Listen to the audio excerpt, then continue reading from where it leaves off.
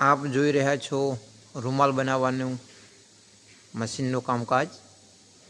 તો આ રીતે દોરાના તાગામાંથી એ આ જે તાર છે એ તાર આ રીતે ફિટ થાય।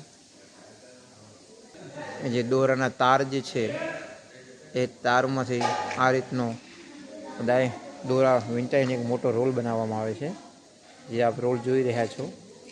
અને રોલ બની ગયા પછી એ રોલને મશીન દ્વારા આ રીતે ઉપર ચડાવવામાં આવે।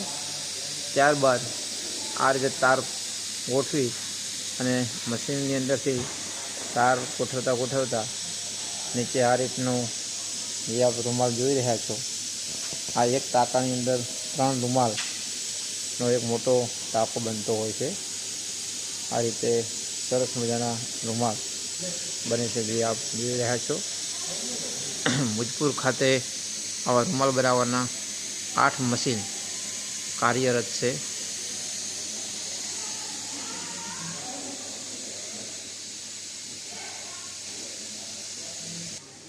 આ રીતના ધાગાના દોરા આ રીતના આવે છે।